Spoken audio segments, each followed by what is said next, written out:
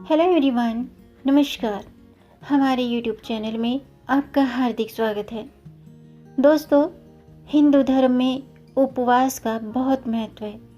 आपको तय करना चाहिए कि आपको किस तरह के उपवास रखने चाहिए, किस तरह के व्रत रखने चाहिए। एकादशी, प्रदोष, चतुर्थी, सावन सोमवार या नवरात्रि। यदि आप चाहते हैं कि नवरात्रियों के ही उपवास रखूं, नवरात्रों में ही व्रत रखूं, तो ये वर्ष में 36 होते हैं और ये बहुत ही महत्वपूर्ण दिन होते हैं। आज की वीडियो में मैं आपको बताऊंगी कि नवरात्रि के व्रत रखने से पहले आपको कुछ ज़रूरी बातों को जान लेना चाहिए। नवरात्रों के भी कुछ नियम होते हैं, तो उन नियमों का पालन करना चाहिए। यानी कि 10 ऐसे रहस्य हैं जिनको आप व्रत करते समय इन बातों का ध्यान जरूर रखिएगा। तो वीडियो शुरू करने से पहले दोस्तों, आपसे एक खास बात। अगर आप इस चैनल पर नए आए हैं और पहली बार आए हैं तो इस चैनल को सब्सक्राइब कर दीजिए और बेल आइकन बटन प्रेस कर दीजिए ताकि आने वाली वीडियो देख सकेंगे आप सबसे पहले। और जिन्होंने ये चैनल सब्सक्राइब कर दिया है उनका दिल से आभार, बहुत बहुत धन्यवाद दोस्तों। इसी तरह इस चैनल को अपना प्यार देते रहिएगा और वीडियो को अंत तक ज़रूर देखिएगा ताकि कोई भी जानकारी छूट न जाए, क्योंकि दोस्तों आधी अधूरी जानकारी से पूरा लाभ नहीं मिलता है। इसलिए हमारे साथ अंत तक बने रहिएगा। तो आइए शुरू करते हैं।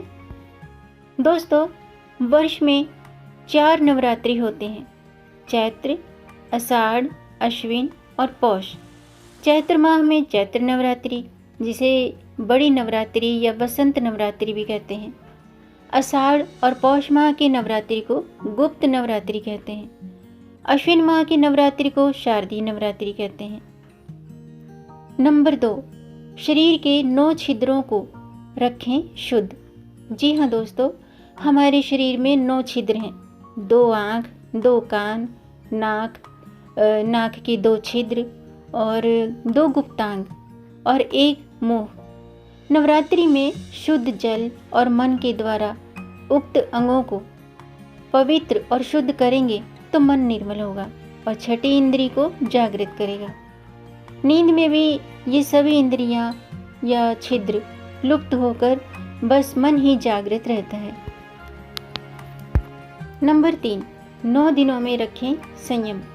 जी हाँ दोस्तों, नवरात्रों में 9 दिन व्रत रखे जाते हैं और इन 9 दिनों में मद्यपान यानी कि मांस मदिरा का सेवन नहीं करना चाहिए, स्त्री संग शयन नहीं करना चाहिए, ब्रह्मचर्य व्रत का पालन करना चाहिए। उपवास में रहकर इन 9 दिनों में की गई हर तरह की साधनाएं और मनोकामनाएं पूर्ण होती हैं। लेकिन जो व्यक्ति इन 9 दिनों में पवित्र नहीं रहता है उसका बुरा वक्त कभी नहीं खत्म होता है। इसलिए इन 9 दिनों में आप इन बातों का ध्यान रखिएगा। नंबर 4, पवित्र हैं ये रात्रियां।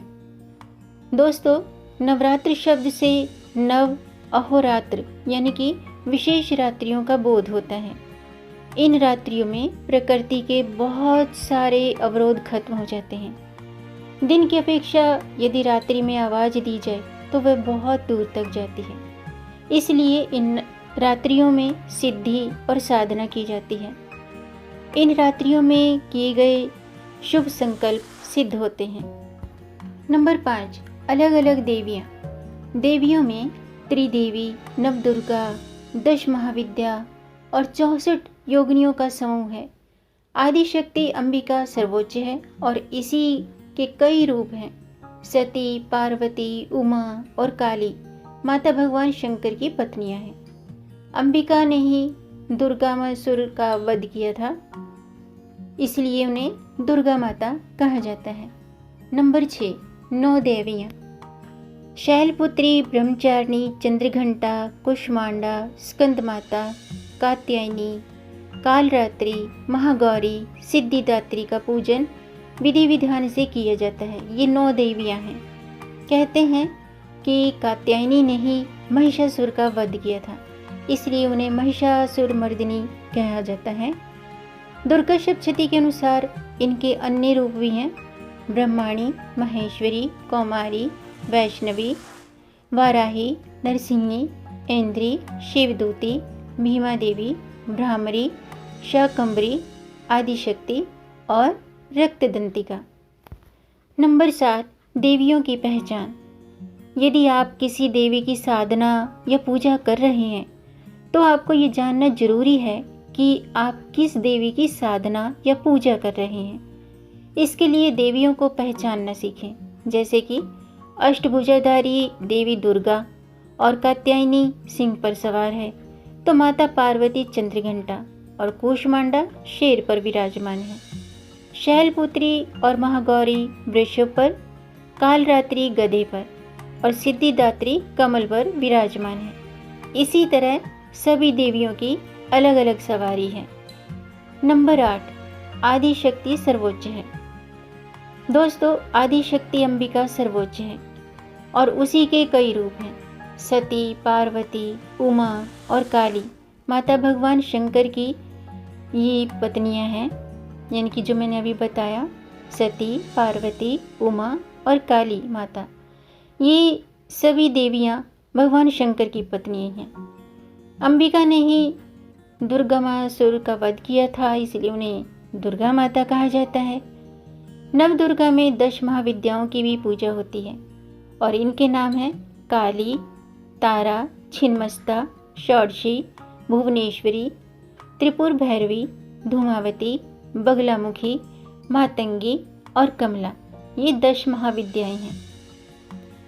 नंबर 9, देवी के भोग। उपरोक्त सभी की पूजा साधना पद्धतियाँ अलग अलग होती हैं। सभी देवियों की पूजा साधना अलग अलग होती हैं और सभी को अलग अलग भोग लगता है, जैसे कि 9 भोग और औषधि। इस पर भी मैं आपको अलग से वीडियो बना के बताऊंगी कि नवरात्र में कौन सी देवी को कौन सा भोग लगाना चाहिए। तो दोस्तों, शैलपुत्री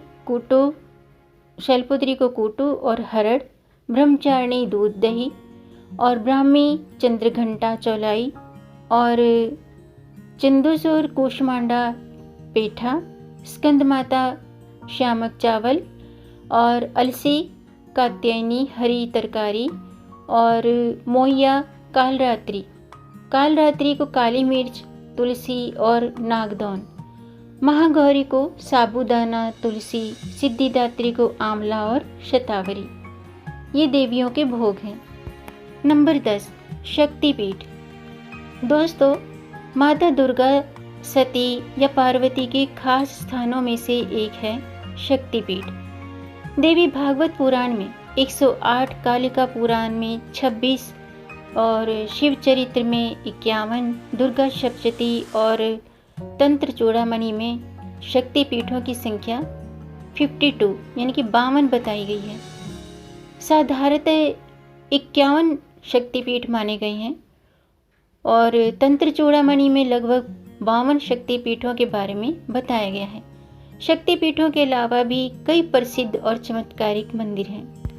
दोस्तों, 7 अक्टूबर गुरुवार को नवरात्रि पर्व प्रारंभ होगा, जो कि 15 अक्टूबर तक चलेगा और घट स्थापना का मुहूर्त है। घट स्थापना का जो समय है वो प्रातःकाल 6:17 से 10:11 तक रहेगा। अभिजीत मुहूर्त 11:46 से 12:32 तक रहेगा और स्थानीय पंचांग भेद के अनुसार मुहूर्त में घटत वटत हो सकती है। व्रत का पारण का समय है, नवरात्रि का पारण 15 अक्टूबर को 6:22 के बाद होगा। घट स्थापना के लिए आपको सामग्री जो चाहिए वो हैं 7 धान्य और चौड़े मुंह का मिट्टी का एक बर्तन, पवित्र मिट्टी, कलश, जल, आम या अशोक के पत्ते, सुपारी, जटा वाला नारियल, साबुत चावल, लाल वस्त्र, पुष्प और नवरात्रि के पहले दिन घट स्थापना की जाती है। तो घट स्थापना से एक दिन पहले आप इन चीज़ों का आप प्रबंध कर लें और घट स्थापना का जो मैंने शुभ मुहूर्त बताया है उसमें आप घट स्थापना कर लीजिएगा। आइए अब मैं आपको बताती हूँ कि घट स्थापना कैसे करनी चाहिए। सबसे पहले मिट्टी के बर्तन में सप्त धान्य रखें। अब एक कलश में जल भरें और उसके ऊपरी भाग पर कलावा बांधकर उस मिट्टी के पात्र पर रखें। अब कलश के ऊपर आम के या अशोक के पत्ते रखें। पत्तों के बीच में भी एक कलावा बंधा हुआ नारियल लाल कपड़े में लपेट कर रखें। अब कलश की पूजा करें और गणेश वंदना के बाद फिर देवी का आवाहन करें। तो दोस्तों, आज के लिए बस इतना ही। उम्मीद है आपको ये नवरात्रि से जुड़ी जानकारी पसंद आई होगी। अगर आपको ये जानकारी अच्छी लगी हो तो आप इसे लाइक ज़रूर कीजिएगा। लाइक करने में पैसे खर्च नहीं होते हैं दोस्तों, आपके लाइक से ही हमारा मोटिवेशन अप होता है।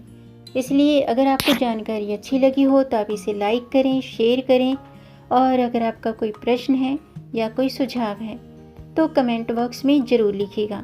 मेरे चैनल को सब्सक्राइब ज़रूर कीजिएगा ताकि आने वाली वीडियो देख सकेंगे आप सबसे पहले। और वीडियो को अंत तक देखने के लिए आपका बहुत बहुत धन्यवाद। मिलेंगे नई जानकारी के साथ, तब तक आप खुश रहें, स्वस्थ रहें, अपना ख्याल रखें और अपनों का भी ख्याल रखिएगा। जय श्री हरि, हर हर महादेव, जय माता दी।